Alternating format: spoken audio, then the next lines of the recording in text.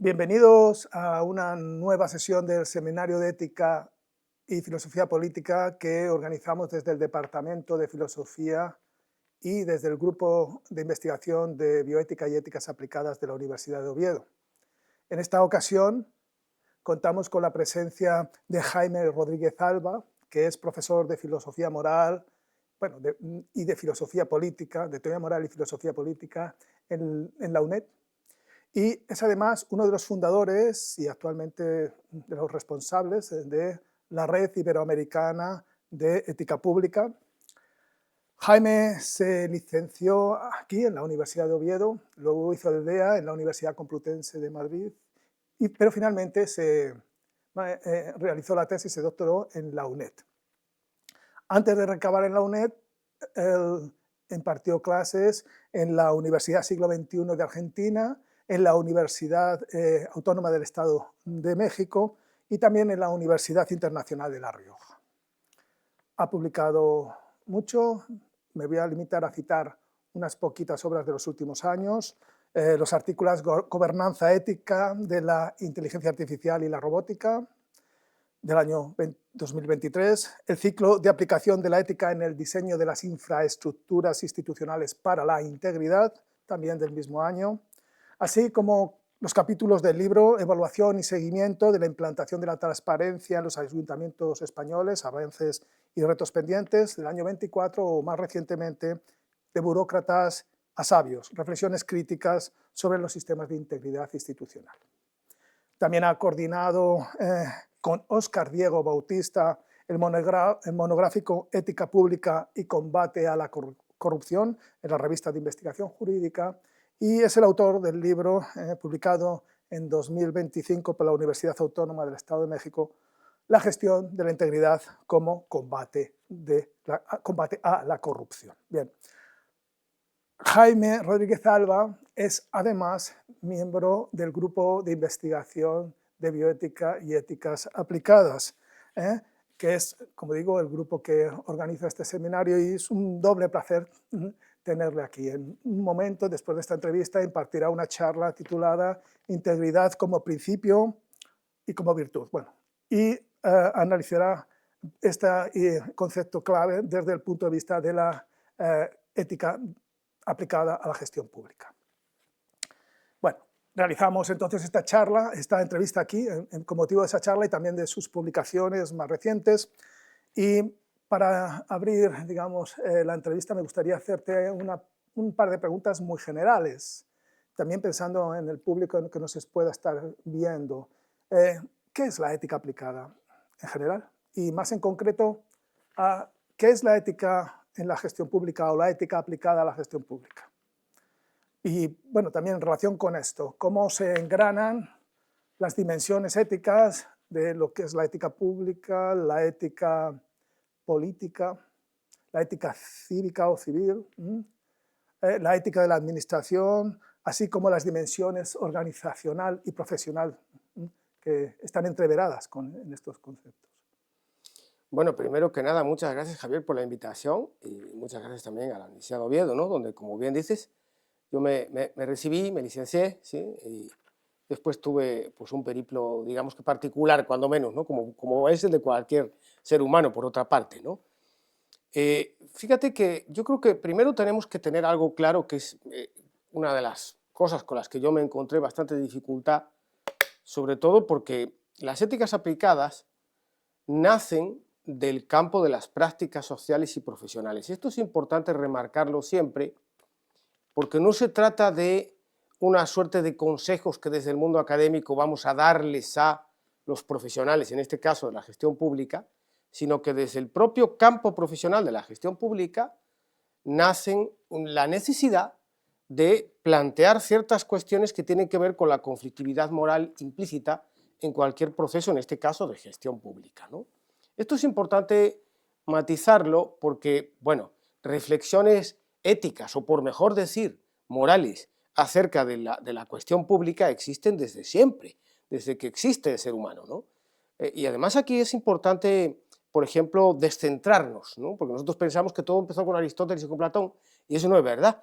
De hecho, la primera escuela de administración pública es en el año 900 a.C., en la dinastía Zhou, en China, que fue una escuela de administración pública que se conservó hasta pues, la llegada de Mao Zedong, y que además encima fue tan importante que allí fueron los jesuitas y también, pues, por ejemplo, algunos emisarios de Robespierre, y trajeron la idea, y luego los franceses crearon la escuela de gestión pública, que es una de las más prestigiosas del mundo.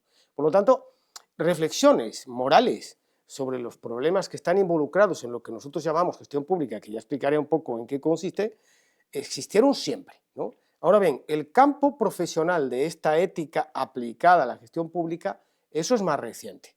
Ha habido, pues a lo largo de la historia, por ejemplo, la literatura de consejos de príncipes, por ejemplo, el propio Aristóteles, obviamente, la política, la ética, tienen que ver con esto, pero lo que es el campo profesional destinado a incentivar que los profesionales de la gestión pública tengan esta visión de la ética en su propio trabajo, arranca pues mayormente en Estados Unidos. Yo en mis investigaciones me encontré que donde primero cristalizó esto como una disciplina, diríamos que con un cuerpo de profesores, con un cuerpo de trabajos académicos, de congresos, etcétera, es curiosamente en Estados Unidos, y después de ahí pasa a Europa de distintos modos, ¿no?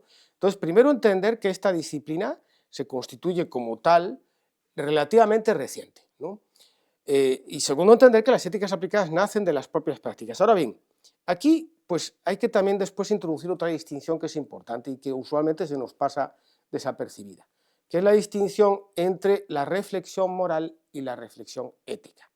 ¿Por qué esta distinción es importante a mi modo de ver y está en relación con esta segunda cuestión que mencionabas, de cómo aportamos de algún modo a estos procesos de gestión pública y las dimensiones que esto tiene, ¿no? Porque usualmente nos encontramos con que los profesionales que acaparan, por así decirlo, o hegemonizan esta cuestión de la ética en los campos de la gestión pública, pues son mayormente gente que viene del mundo del derecho, del mundo de la ciencia política, y que pues resulta que, por ejemplo, en el caso argentino que yo estudié, hacen una ley, la Ley Nacional de Ética Pública, pero cuando uno entra ahí se da cuenta que esto es una cosa hecha desde el nivel de reflexión moral, es decir, desde el nivel de reflexión que cualquier sujeto tiene por el simple hecho de tener conciencia moral, más o menos desarrollada. Pero eso no es una ética en el sentido que nosotros decimos de una tematización, ¿sí?, de esa conflictividad y de la propia reflexión moral con unos grados, diríamos que más elaborados de reflexión, ¿no? Entonces, esto es importante porque yo creo que, curiosamente, la gestión pública ha avanzado de modelos burocráticos cerrados en los que, bueno, cuando Weber piensa esto de la racionalización y de la dominación legal racional, está pensando en los abogados que van a ser diputados o que van a ser los gestores de lo público. Pero en nuestros días, precisamente la ética es cada vez más importante porque ya no sirve solo la mirada de los abogados o de los economistas o de los politólogos. También está la mirada de los ingenieros, con toda la revolución tecnológica que vivimos, y por supuesto todas estas miradas y los problemas en sí tienen o precisan o ameritan de la mirada que nosotros desde el campo profesional de la filosofía, moral y política podemos aportar, ¿no? Entonces, primero matizar que la ética aplicada nace de estos campos y nosotros tenemos que aportar a abonar desde esta mirada más filosófica integrada con las demás. Después, la misma complejidad de la gestión pública. La gente cuando piensa en lo público piensa en el gobierno, ¿sí?, o piensa en la administración pública entendida como ese lugar inhóspito al que llegas y te atienden si les da la gana a veces. Es como la ciudadanía tiene esa visión de la función pública, distorsionada, por cierto, según, pero es la que tiene, ¿no? Entonces, y la gestión pública es mucho más compleja que todo eso. La gestión pública tiene pues una pata que tiene que ver con las empresas, ¿sí? También forma parte de la gestión pública la relación con el mundo empresarial. Otra pata que tiene que ver con las instituciones académicas, con la sociedad civil, a través de organizaciones ONGs o iglesias, en fin. La gestión pública es terriblemente compleja y tiene múltiples dimensiones, ¿no? Entonces, ahí pues entra efectivamente primero la dimensión cívica. Nosotros hemos hecho, por ejemplo, algunos trabajos y hoy lo estamos viviendo. Es decir, podemos hacernos la pregunta, ¿no? ¿Cómo es posible que todas nuestras instituciones políticas contemporáneas que han arrojado un modelo de vida que nos ha permitido un progreso, por lo menos técnico, en nuestra calidad de vida, ¿no? Y sin embargo lo estamos cuestionando con la emergencia de fenómenos autocráticos, etc. Ahí tienes una pregunta por lo cívico. Es decir, ¿qué es lo que nos está pasando como sociedad civil que no somos capaces a reconocer o identificar, ¿no? Después tiene la pata política, por supuesto. A mí me hace gracia, en España inventamos la integridad y pensamos en los funcionarios, pero si la principal corrupción en España está en el mundo político. Entonces, ¿qué ocurre con la ética aplicada al mundo político, a los políticos? ¿Sí? Después la ética empresarial, claro, por supuesto. Fíjate, yo he dado muchos cursos y he trabajado, incluso con gerentes, y es curioso, porque claro, la gente dice, a ver, la empresa, ¿cuál es la finalidad de la empresa? Adela Cortina Lisi tiene razón, claro. Y te dicen, pues ganar dinero. Hombre, claro, ganar dinero es una obligación de cualquier empresa, lógicamente, pues si no, no se puede sostener. Pero lo que la legitima socialmente no es ganar dinero. Yo no voy a ir a un hospital que me dicen, a mí lo que me importa es ganar dinero. No, iré a un hospital que me dicen, mira, a mí me importa que estés sano, ¿sí? No ganar dinero. Eso es lo que nosotros llamamos en ética los bienes intrínsecos y los bienes instrumentales, ¿no? Entonces, esa distorsión de cómo la ética pues parece algo añadido que no tiene que ver con el propio ejercicio, en este caso del mundo de la organización empresarial, es algo que también desde la ética pública trabajamos, porque, por supuesto, las empresas hay que regularlas, pero también las hay que sumar a que aporten valor en la creación de eso que se llama en los estudios de administración pública el valor público. Porque no solo lo aporta el Estado, por supuesto, las empresas innovan, desarrollan riqueza, etc. Y en ese sentido, también la ética profesional pues es fundamental, claro, porque en la administración pública y en las empresas y en todo trabajan profesionales. Entonces, que esos profesionales tengan una orientación a la virtud de su profesión, o sean mercachifles, o como diría Platón, psicofantes, ¿no?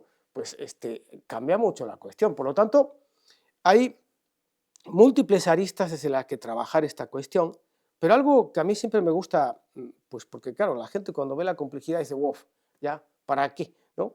Es decir que existen después, precisamente como esta reflexión ética está muy vinculada a las propias prácticas, existen instrumentos para poder hacer cosas. O sea, que no es solo que nos quedamos en la discusión de despacho, sino que esto se puede trasladar hacia las prácticas institucionales, y mi experiencia es que funciona de múltiples maneras. Por ejemplo, en una organización, cuando empiezas a trabajar esta cuestión de la tematización ética, empiezan a mejorar indicadores de desempeño como, por ejemplo, el clima laboral. Y el clima laboral es uno de los factores que desde la gestión humana se sabe que están más relacionados a la atracción y la retención de talento. Entonces, esto funciona, lo que ocurre es que bueno, pues la gente tiene que darle valor, claro, por así decir, ¿no? Muy, muy interesante. Has dicho tantas cosas interesantes.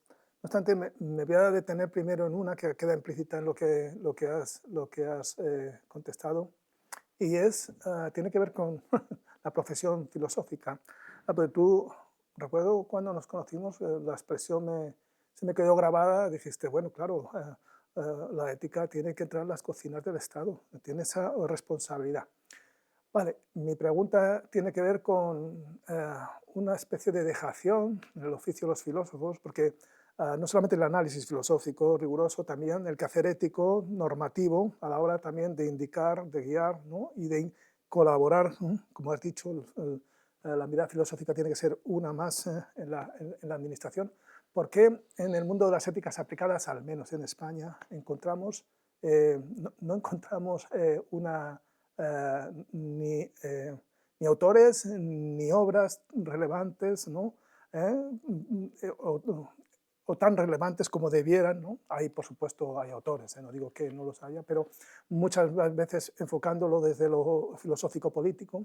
Mi pregunta va, dado que tú eres eh, un gran especialista en este ámbito, ¿por qué ha habido, si es que se puede decir así, una dejación entre los que trabajan en las éticas aplicadas? ¿A qué lo achacas tú? ¿Solamente a esa complejidad o hay algo más? ¿No? ¿El Estado como algo opaco, algo,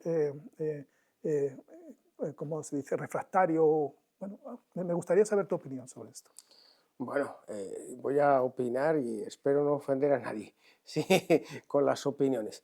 Fíjate, yo creo que está cambiando eso por suerte, ¿sí? En el congreso que tuvimos de la Asociación Española de Ética y Filosofía Política en Granada en enero, creo que fue en enero del presente año 2025, perdón, o sea, el año anterior, pues había un grupo de chicas de la Universidad Autónoma de Barcelona que presentaron un trabajo sobre cuestiones relacionadas con ética e integridad, ¿no?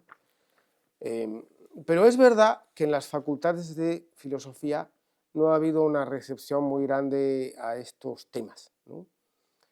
Eso por un lado. Y es también verdad que digamos que en los lugares de formación de los administradores públicos, bien sean las facultades de Ciencia Política y Administración, las facultades de Derecho, que son las dos grandes facultades que nutren a los profesionales que se ocupan de la gestión pública en el sentido más de gestión, porque lógicamente después están los médicos, los profesores también son servidores públicos, pero eso es otra cosa, ¿no? Tampoco ha habido mucha recepción y cuando la hay con esta mirada más jurídica, ¿sí? Y aquí, pues claro, entonces desde el punto de vista filosófico nos encontramos con algo que se viene tematizando desde siempre, y es que además aparte desde siempre la propia escuela de los legistas indios en el siglo IX a.C. también lo presentó, no solo Platón, ¿sí? Que es la cuestión de hasta qué punto alcanza la ley, porque tenemos leyes maravillosas, pero primero que se cumplan.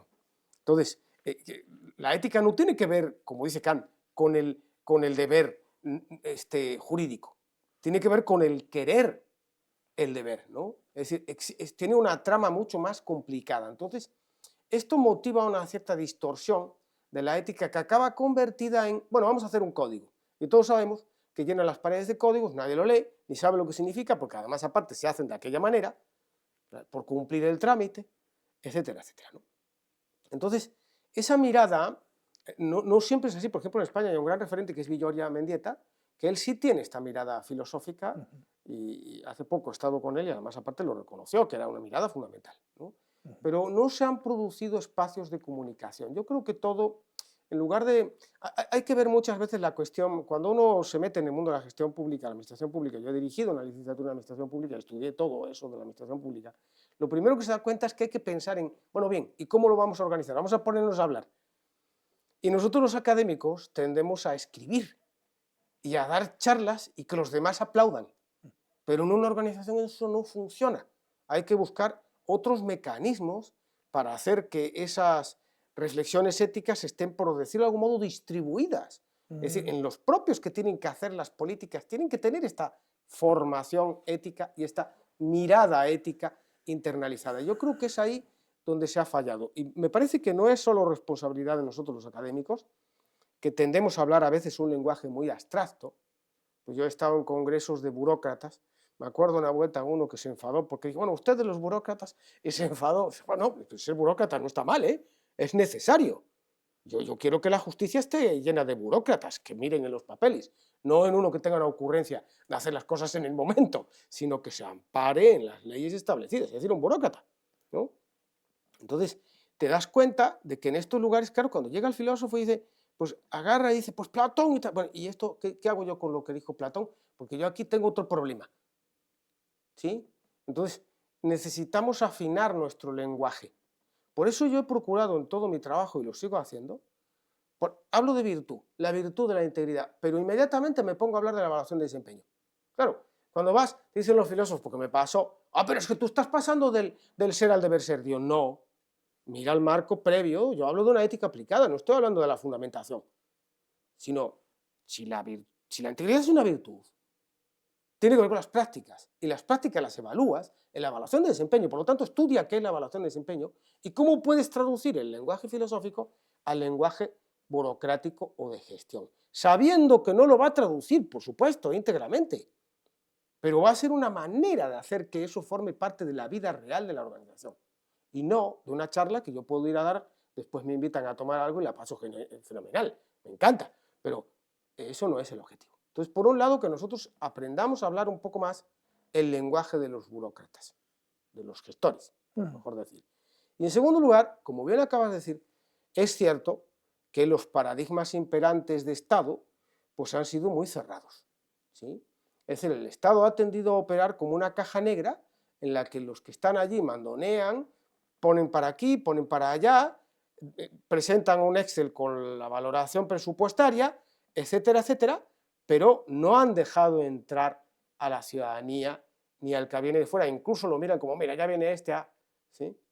Yo me tocó dar cursos, por ejemplo, en el Ministerio Público Fiscal, y lo primero que hago es pedirles que me enseñen que trabajan allí, que no les gusta mucho porque tienen que prestarme atención, pero entonces, claro, cuando llegas allí y empiezas a ver este cuerpo jurídico, el otro, los psicólogos, los forenses, no sé qué, entonces ya empiezas a decir, bueno, a ver cómo podemos ahora relacionar esto de la ética aplicada con toda este mejunje de gente que hay aquí. O sea, y ya para empezar es diferente cómo se te recibe, pero claro, tuvo que haber una disposición de ellos a querer introducir esta cuestión de la ética como importante. Eso es la apertura del Estado, ¿sí? ¿Por qué el Estado no se abre? Mira, yo voy a ser directamente, yo estoy cada vez más convencido de que uno de los grandes problemas que tenemos como sociedad es el tipo de sujetos que dirigen esa sociedad, ¿sí? Entonces, ahí la dirección pública es fundamental. La dirección pública empieza por lo político, ¿sí? Entonces hay una clara opacidad del Estado absolutamente intencionada, ¿sí? Y esto motiva que la sociedad civil vea al Estado como algo extraño y con hostilidad. Y cada vez más. Y nuestros jóvenes, de hecho, son anarcoliberales. Gran parte de ellos creen que el Estado es el problema. Lo que es absolutamente asombroso, pero es lo que creen. Entonces, un Estado que se ha cerrado, que no se ha abierto, que no ha incorporado la mirada cívica, política, ética, motiva esto, a mi modo de ver también, ¿no? De nuevo, muy interesante. Pero, bien, has hablado de integridad. Me gustaría quizás redirigir las cuestiones hacia el concepto y hacia tu forma de analizarlo. Y en primer lugar, el paradigma de la integridad. ¿Qué es lo que aporta a las medidas más tradicionales de la lucha contra la corrupción? Sí, fíjate, dentro de lo que son las teorías y los modelos de gestión pública, el modelo, diríamos que clásico, que cristaliza sobre todo con las, entre otras, por ejemplo, es interesante aproximarse al campo de los estudios de administración pública. En España tenemos una filosofía de administración pública muy rica, ya desde el siglo XIX. Aquí ha habido toda una escuela de constitucionalistas y de administrativistas que han pensado en la cuestión filosófica de cómo tiene que ser el Estado, que es una pregunta normativa, no cómo es el Estado, sino cómo tiene que ser para determinadas finalidades, ¿no? Entonces ese modelo burocrático weberiano, que ha dado resultados positivos, a partir sobre todo de la crisis del estado de bienestar, que por motivos fiscales y por motivos de una economía que necesitaba, por un lado, incentivos, una mayor flexibilidad, etcétera, entra en quiebra y se desarrolla lo que se llama el paradigma de la nueva gestión pública, en el que pues, lo que se pretende es un poco que, bueno, vamos a terciarizar servicios, privatizar e introducir mecanismos de gestión privada en la gestión pública para ver si solucionamos esto. ¿Qué ocurrió? Que en torno a finales de los años 90, en los años 90 especialmente, ese modelo de la nueva gestión pública más empresarial dio pie a unos niveles de corrupción realmente asombrosos, ¿sí? Entonces, desde los propios organismos multilaterales, la ONU, el Banco Mundial, el Banco Interamericano de Desarrollo, la OCDE, dijeron, no, es que aquí esto... Entonces la OCDE desarrolló un modelo, en primer lugar, que se llamó la infraestructura ética. Entonces necesitamos economía, eficiencia, eficacia y ética. Y desarrollaron un modelo que se trató de plasmar, por ejemplo, en ciertos arreglos institucionales como la creación de las oficinas anticorrupción, que en los distintos países del mundo se han llamado de distintos modos. Bueno, algunos han estado a cargo de los tribunales de cuentas o de las Contralorías Generales de la República, donde hay repúblicas, oficinas anticorrupción, oficinas de transparencia, como en España, por ejemplo, transparencia y buen gobierno de la Ley 19 de 2013, ¿sí? En fin, se crearon estos dispositivos. ¿Qué ocurre? Que se ha visto y se ha evaluado, porque yo creo que una cosa que se ha mejorado mucho es en la evaluación de las políticas públicas. Aunque queda todavía por hacer bastante en el terreno de lo que se llama la evaluación de impacto, sí se ha mejorado mucho en evaluar qué impacto tienen las políticas públicas. Se han dado cuenta de que esto de el combate a la corrupción a través de auditorías, controles, normas, sanciones, etcétera, no alcanza, ¿sí? Entonces empiezan a desarrollar el paradigma que llaman de la integridad. Y la lógica es un poco la siguiente. La corrupción no solo la combatimos a través de los frenos jurídico-institucionales para combatirla, por supuesto, al que hizo algo malo hay que sancionarle, ¿sí? Sino que se combate creando una cultura de ética e integridad en las organizaciones y en la sociedad civil, ¿sí? Para que esas mismas organizaciones de sociedad civil sea un freno a esas prácticas indebidas y al mismo tiempo aliente buenas prácticas, porque la ética no tiene que ver con que no se haga el mal, sino con hacer el bien. O sea, aquello de Iris Murdoch, ¿no? La soberanía del bien.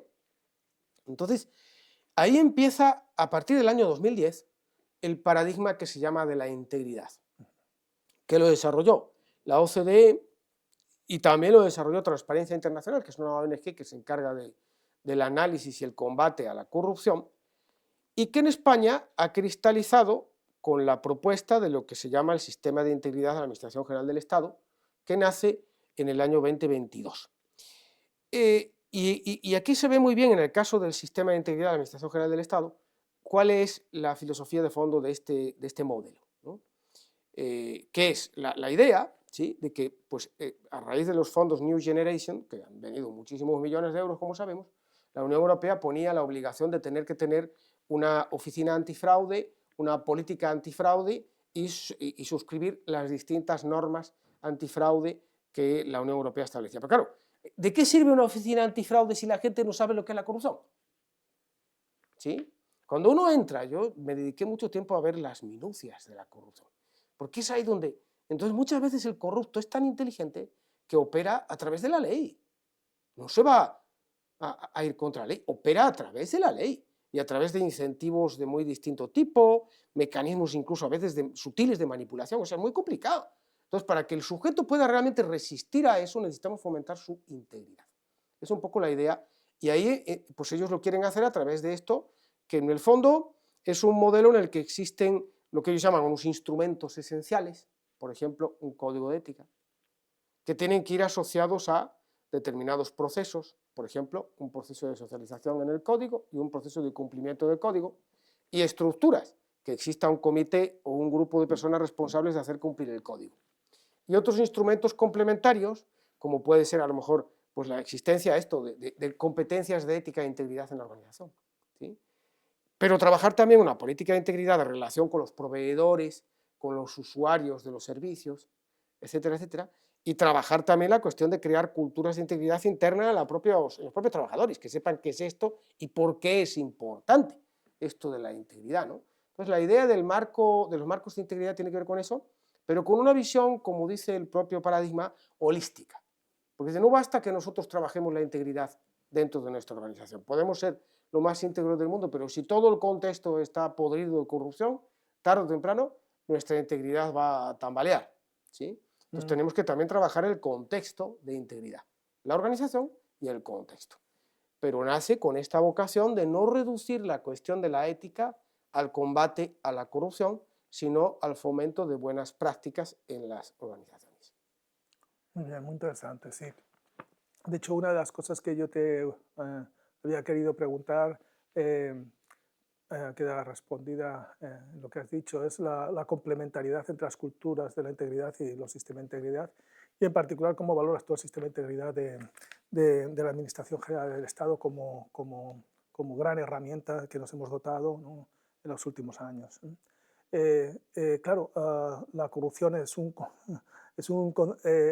fenómeno complejo que debes analizar en un contexto, y de igual manera las respuestas desde la integridad tienen que ser holistas, ¿no? Y precisamente, por decir así, crear el humus adecuado, ¿no?, para que ni siquiera florezcan las malas hierbas, por decirlo así, es una metáfora, ¿no?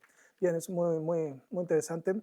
Pero entonces vayamos entonces al concepto de integridad. Al concepto de integridad, desde tu mirada, o sea, digamos, el ámbito de aplicación es la complejidad de la administración y de la gestión. Pero, pero, digamos, la mirada, una forma de aclararla es el análisis filosófico, y tú has hecho esto muy bien. Me gustaría saber entonces, primero, distingues entre la integridad como principio, la integridad como virtud. Me gustaría saber primero, cuando hablas de la integridad como principio, tú mencionas y discutes autores que han sido, digamos, relevantes en este sentido: Alexi, Dworkin antes, bueno, Dworkin, Alexi, Maliandi, entre nosotros Villore y Mendieta. Bien, me gustaría que nos explicaras qué se entiende como integridad como principio. Sí, eso pues nace de un trabajo que hice de evaluación crítica precisamente del sistema de integridad de la Administración General del Estado. El sistema de integridad de la Administración General del Estado nace cuando se reúnen a iniciativa de una de las iniciativas del cuarto plan de gobierno abierto, en el que ha participado la sociedad civil de manera muy activa. Precisamente hablaba de cómo profundizar en este paradigma y en este modelo de los sistemas y de los marcos de integridad. Entonces, reunieron a todos los inspectores y los responsables de los cuerpos técnicos de los distintos ministerios de Administración General del Estado y hicieron un documento que está publicado en Internet que se llama Sistema de Integridad de la Administración General del Estado. ¿Sí? Bien, entonces cuando uno lee ese documento, ¿sí?, ¿qué puede aportar la mirada filosófica que decíamos al principio, ¿no? Empieza por encontrar que la palabra integridad aparece ahí usada de manera, pues, diríamos que equívoca, ¿no? Es decir, se habla de la integridad como un valor, se habla de la integridad como un principio. Luego el propio documento remite a las bases normativas en las que se habla de integridad, porque, por ejemplo, la Constitución española, que es nuestra norma fundamental, por supuesto, no habla de integridad. Y cuando habla de integridad, la Constitución española habla de la integridad física o de la integridad moral, pero no habla de la integridad como un principio que debe de regular o regir las administraciones públicas. Por lo tanto, en la Constitución, la integridad está presente como una suerte de principio implícito, es decir, asociado a otros principios como el de buena administración, etcétera, ¿no?, que rigen la función pública, en el caso de lo que dice la Constitución. Sí aparece la integridad en otros documentos importantes, ¿sí? Por ejemplo, en el Estatuto Básico del Empleado Público y el texto refundido del Estatuto Básico del Empleado Público del año 2015, todos los que somos empleados públicos nos regimos por el Estatuto Básico del Empleado Público. Y ahí se contiene un código de conducta de lo que tenemos o de lo que podemos y lo que no podemos hacer, ¿sí? Y ahí se nos habla, por ejemplo, de la integridad como una, dice las reglas de integridad, ¿sí? En otros documentos más recientes, algunos que todavía están sin aprobar, como la propuesta de ley de función pública, que está debatiéndose en el Congreso, se nos habla de la integridad y se dice que la integridad es un principio constitutivo, así, y que no es un principio ético. No se sabe por qué los que estuvieron detrás de esta propuesta normativa dijeron eso. Entonces, ¿qué es lo que yo hago? Digo, a ver, vamos a ver, ¿cómo vamos a poder hablar de principio de integridad en una organización si para empezar tenemos este batiburrillo de cosas detrás? Entonces, primero, ¿qué es un principio desde el punto de vista de la filosofía y la teoría de los principios? Que es una cosa importante en el mundo del derecho. Entonces ahí vemos que mencionaste pues, Dworkin, que nos dice claramente que la integridad, él no la ve propiamente como un principio jurídico, sino más bien como un principio político, ¿sí? Dice, la integridad es el requisito o la precondición de la justicia, porque no puede existir justicia si no hay principios rectores de integridad en el mundo político, ¿sí?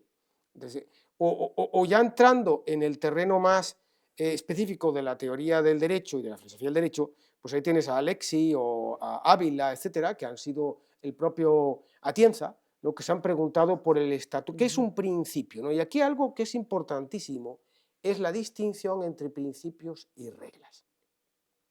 Los principios tienen la función jurídica de abrir el derecho. Claro, nosotros los filósofos nos gusta hacer comparaciones entre cosas distintas, ¿no? Entonces, pues aquí pasa como aquello que se habla en el mundo de la lógica, es decir, un sistema completo necesita de la contradicción. Y si no existe la contradicción, no puede ser completo, ¿no? Entonces, lo mismo sucede con el derecho. Es decir, la idea de que el derecho lo pueda abarcar todo es absurda, por completo, porque el mundo cambia y entonces el derecho tiene que estar constantemente adaptándose a eso. Esa es la función de los principios, permitir la interpretación del derecho para abrir nuevos ámbitos de positivización de derechos, ¿sí? Que en el fondo es en lo que consiste la justicia que podemos vivir, ¿no? Bien, entonces los principios tienen esa función de abrir el campo del derecho a lo interpretable.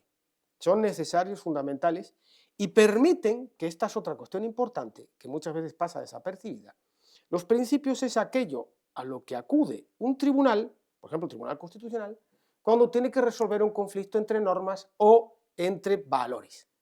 Porque hay que determinar, para determinadas circunstancias, qué principios hay que priorizar sobre otros. Por ejemplo, en España la gente dice transparencia. Ojo, que la transparencia no es un principio absoluto, ni es deseable que lo sea, ni lo puede ser. Primero, secretos de Estado. No se puede transparentar todo. Segundo, ¿qué ocurre cuando a consecuencia de ser transparentes generamos un mal social que podríamos evitar por no lo ser? Porque las personas no somos absolutamente racionales. Entonces, ese principio de transparencia tiene que estar compatibilizado con otros principios, como el principio de seguridad, el principio de orientación al interés general, etcétera, etcétera. Un tribunal constitucional lo que hace es ponderar, ¿sí?, los principios para ver cuál es el que pesa más o el que pesa menos. Entonces, la función de los principios es la interpretación y la ponderación de normas y valores, ¿sí? Las reglas, en cambio, tienen la función de cerrar. Mientras los principios abren el derecho, las reglas lo cierran. Es decir, lo materializan. Y esto yo siempre lo cuento con un chiste. Es el conde Romanones, que era ministro de Administraciones Públicas y nunca iba al Congreso. Y dijeron un día, pero hombre, señor, usted que es el ministro, ¿cómo no viene al Congreso? Que ahí se hacen y se aprueban las leyes. No, no, no hay problema. Ustedes aprueben todas las leyes. Yo voy a estar de acuerdo. Voy a estar de acuerdo con las leyes. Pero los reglamentos los hago yo. Porque el conde Romanones sabía muy bien que los principios están en las leyes, pero las reglas están en los reglamentos, ¿sí? Y las reglas cierran y determinan el derecho. Por lo tanto, seamos claros a la hora de hablar de un principio de integridad como principio de ponderación jurídica y después como principio ético, que no es específicamente lo mismo, porque tiene otro tipo de conflictividad detrás, y después determinar cuáles son las reglas de integridad. Y esto es una tarea que hay que reglamentar para cada ámbito específico de acción del Estado. Porque no pueden ser lo mismo las reglas de integridad para un médico, para un profesor, que para el que trabaja en Hacienda, por supuesto. Entonces esas reglas tienen que materializarse de distinto modo, cosa que el sistema de integridad ni le presta atención. Entonces uno dice, bueno, pues ¿para qué vamos a hacer un sistema de integridad si ya el propio funcionamiento está de algún modo impedido porque no se clarifica esta cuestión conceptual? Que no es una cosa de que los filósofos estemos ociosos y tenemos que decir algo por decir, sino que, oye, esto que estamos diciendo puede ser un aporte, ¿no? Entonces, la integridad, en primer lugar, determinar y clarificar el principio, las reglas de integridad. Y en segundo lugar, otra cuestión, es decir, claro, cuando hablamos de valores, ¿qué decimos cuando hablamos de valores? Porque la gente con el nombre de valores mete cualquier cosa, ¿no? Entonces ahí no sé si quieras preguntar o consultar algo, pero creo que es importante determinar que no es solo un valor, que es una virtud. Y esto es muy importante porque si nosotros esclarecemos en qué consiste la integridad, que es curioso cómo desde el punto del campo, diríamos, nuestro filosófico, la integridad ha sido poco estudiada. De hecho, si uno se asoma a los grandes autores clásicos, modernos, etc., no se habla de integridad. Se habla de muchas virtudes, pero de integridad no. Entonces, de integridad se empieza a hablar sobre todo a raíz del neoaristotelismo y de la crítica al utilitarismo contemporáneo, ¿no? Es decir, cuando empiezan a decir, bueno, a ver, pero esta idea de que el sujeto tiene que sacrificar sus ideales morales al cumplimiento de un principio de maximización de utilidad y de bienestar general, pues eso trae una serie de problemas, porque hay un ejemplo de Harry Frankfurt muy bonito, ¿no? Que dice, imaginémonos una chica que ella, pues ella quiere ser buena, ¿sí? Es decir, quiere hacer cosas buenas para los demás. Entonces, mira, lo mejor que puedes hacer es sacrifícate y en lugar de estudiar una carrera, métete monja y así vas a hacer tal y cual. Sí, claro, Así puede ser que maximice el bienestar de las comunidades. Pero ¿dónde queda su proyecto de vida de estudiar filosofía, por ejemplo, o lo que sea? ¿Por qué tiene que sacrificar su proyecto de vida? Entonces, con esas reflexiones respecto al utilitarismo empieza a hablarse de integridad y ahí hay una explosión de autores muy distintos que si quieres hablamos un poco de ellos. Sí, por supuesto, sí. Eso entonces nos llevaría a la integridad como virtud, ¿no? En- en- bueno, ya hablaremos en otro momento sobre algo que has mencionado sobre, digamos que el valor no puede saturar el contenido de la integridad y que el enfoque más adecuado es el de la virtud. Muy interesante, claro. Tú, cuando analizas la integridad como virtud, también distingues varias acepciones. Las distingues y a mí me gustaría también saber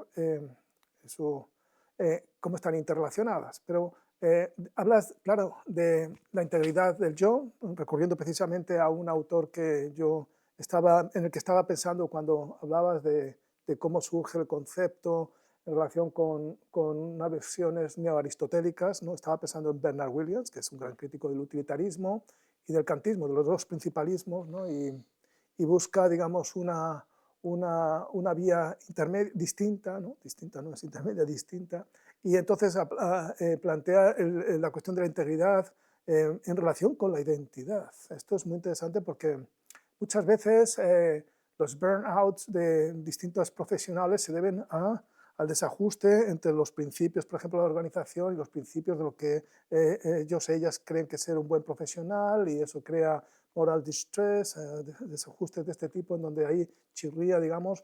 ¿Por qué? Porque la integridad está unida a la identidad personal, a quién eres, ¿no? Este es un tema fascinante, a mí me parece.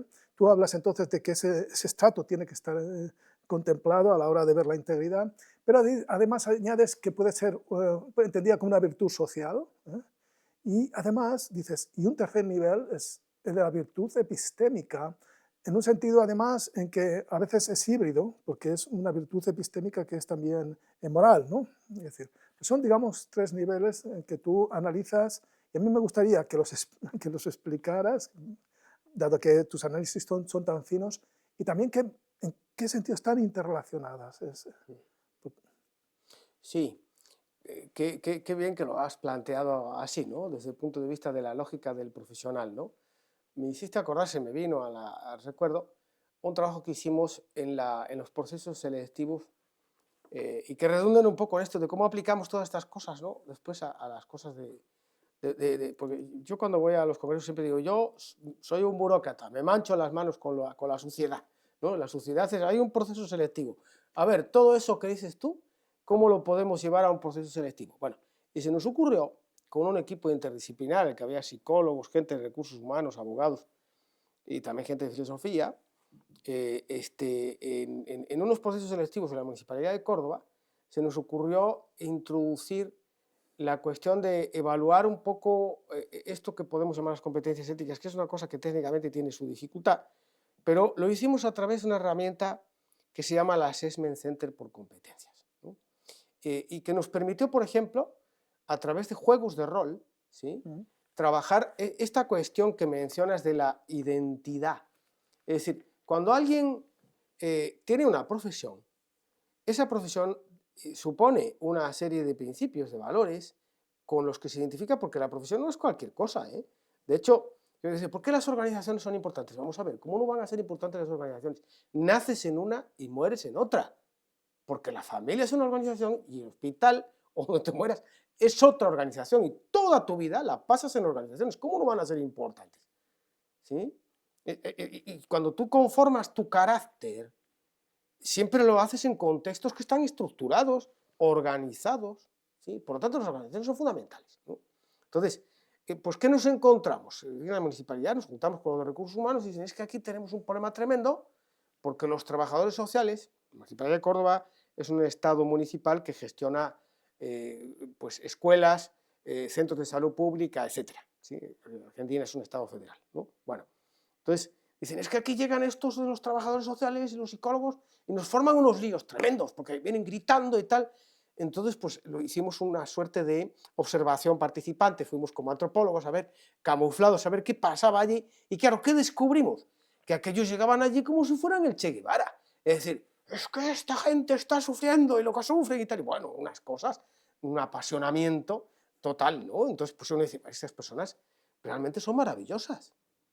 Creen en lo que hacen a tal punto que se enojan y ponen su cuerpo así, vamos, y van y se atan allí con cadenas, o sea, es maravilloso lo que hacen, pero claro, es que esto, desde el punto de vista de una organización que tiene que gestionar tanta gente con tan pocos recursos, pues acaba produciendo un montón de desarreglos dentro, ¿sí? Entonces nos ocurrió un juego de rol y los pusimos, ¿sí?, a que los que eran trabajadores sociales después tenían que ponerse detrás de la ventanilla y apasionarse tanto como hacían con su identidad profesional, con la del otro, es decir, con la del burócrata que... Y cuando terminamos hicimos una evaluación, sí, porque fueron como 800 personas, no creo que, no fueron pocas, y con cámara GESEL y todo esto, estaban los psicólogos ahí detrás haciendo su trabajo, ¿no? Y claro, decían ellos, oye, es que esto está buenísimo porque yo he descubierto por qué estos son así.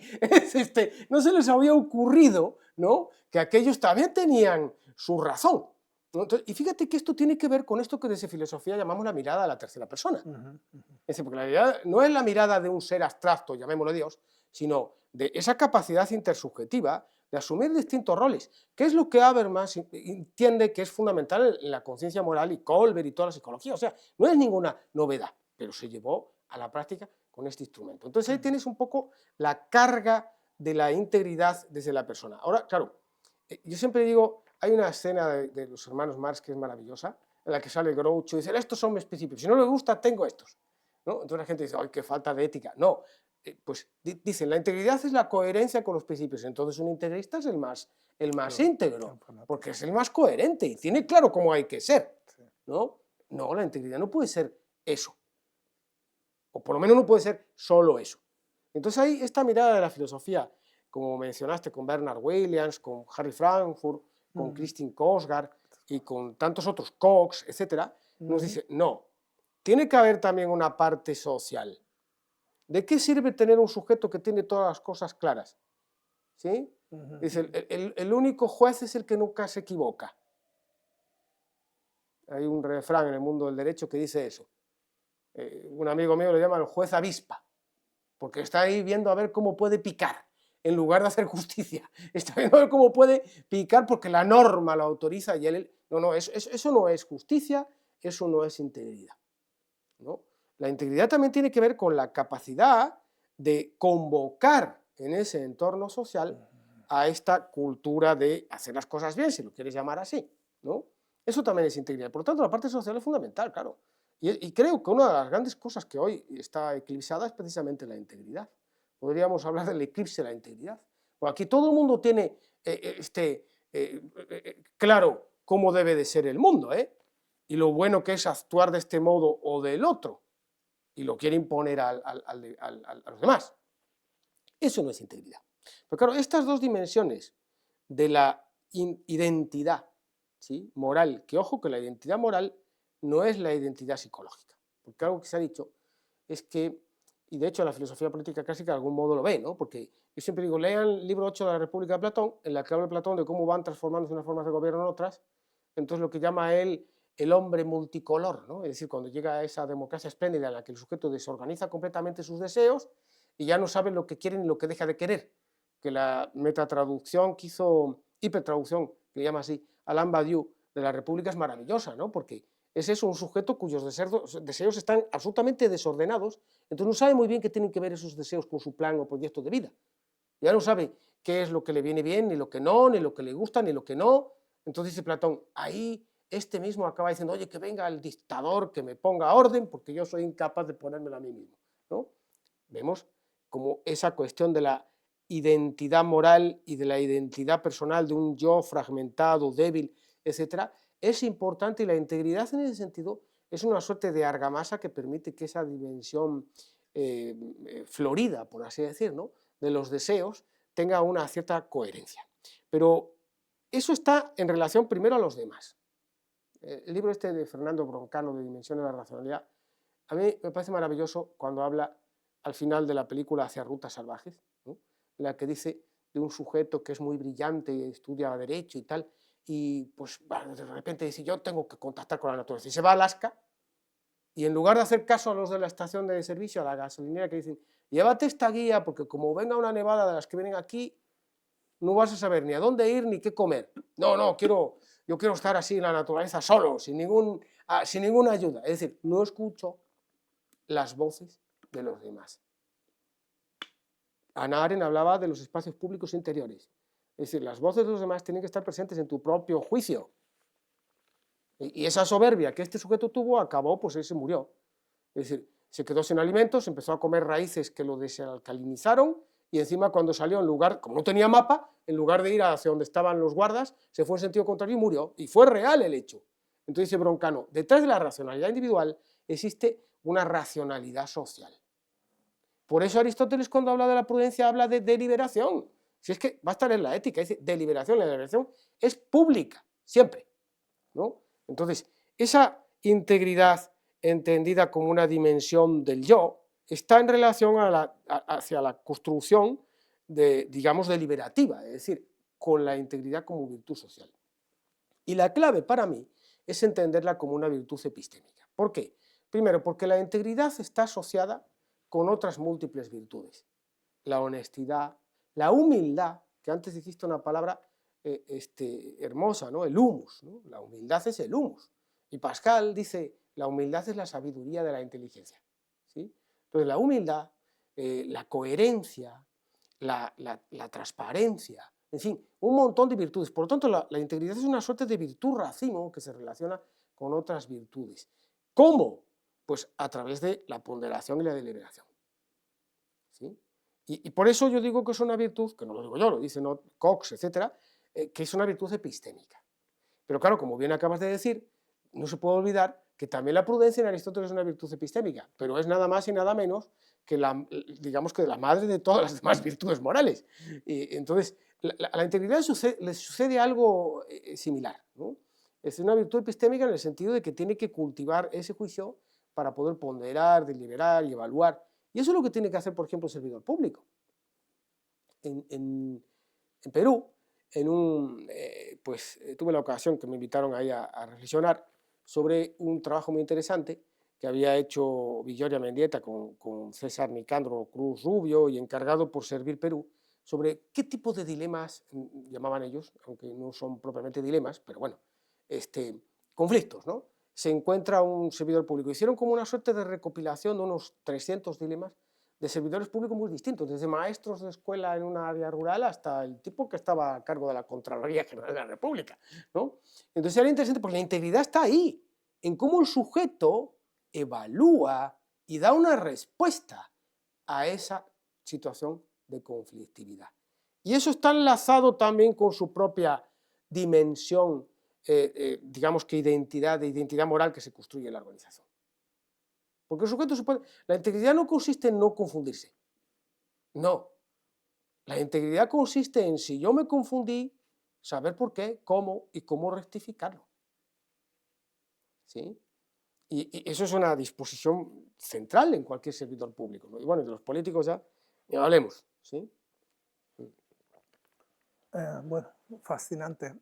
Una última pregunta que tiene que ver con esa visión de la coherentista, pero no rígida, la identidad, es decir, que es, tal como tú delineas los conceptos, me ha encantado como entiendes la identidad como virtud, pero también respecto a la identidad como principio, en todo está funcionando una idea de deliberación. Parece que tal vez a distintos niveles.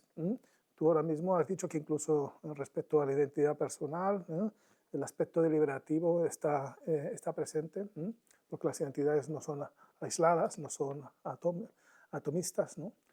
Pero claro, en todos los niveles que tú distingues parece que la deliberación es transversal, ¿no? Y quería preguntarte simplemente por eso, por el valor de la deliberación en relación con la integridad. Sí, tal cual, acabas de darme una idea para otro trabajo sobre la deliberación, ¿no? Y fíjate que, ¿por qué? Yo haría una pregunta muy genérica respecto a esto que me mencionas, ¿no? ¿Por qué nuestras democracias están en crisis? Por falta de deliberación. ¿sí? Y ha sido una falta motivada institucionalmente. Esto de algún modo ya lo denuncia Klaus Hofe, ¿no? Ahí en los 90, cuando dice que claro que el sistema económico no le interesa, ¿sí? No le interesa que la gente se pare a deliberar. ¿Y esto para qué?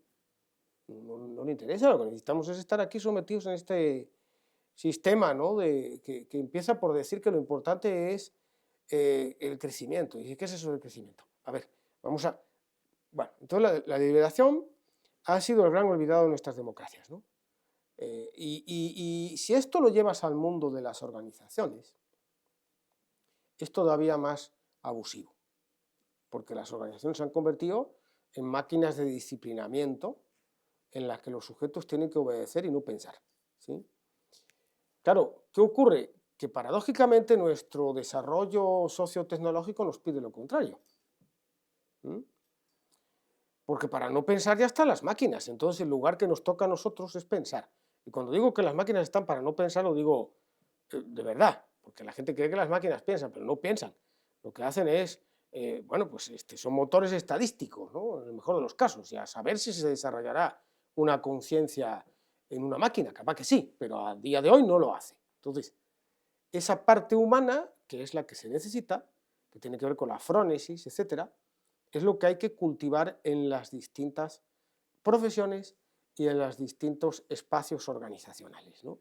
¿Cómo se puede llevar la deliberación hacia los espacios organizacionales? Que es lo que... Porque claro, la gente escucha esto y bueno, ya viene este con sus idealismos. No, es que ya existe. Yo trabajé con empresas y siempre les decía, digo, pero es que ya lo están haciendo.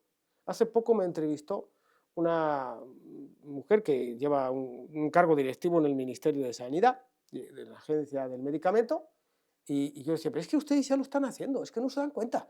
Lo que pasa es que tienen que refinar un poco el modo como lo hacen, pero ya se está haciendo. Es decir, porque cuando tienen que tomar una decisión sobre una cosa controvertida, pues llaman a la gente, a los equipos, oye, ¿cómo veis esto y tal? Y entonces aparece el que es abogado, el que es economista, el que es médico, y tienen que discutir. Eso, ese proceso de deliberación, ya está.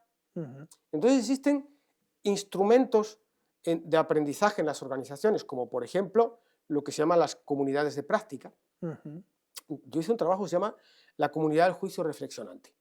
En el que digo esta idea de Hannah Arendt del juicio reflexionante, que para ella es nada más y nada menos que el núcleo de la vida moral y de la vida política, está en las organizaciones, en las comunidades de aprendizaje, perdón, de práctica. ¿Qué es una comunidad de práctica? Cuando hay un problema en la organización, la mejor manera de resolverlo, y yo, que tuve cargos de gestión, lo supe, es convocar a gente distinta, cosa que los políticos no hacen. Claro, los políticos empiezan por llamar a los suyos para que les den consejos, cosa necia donde las hay.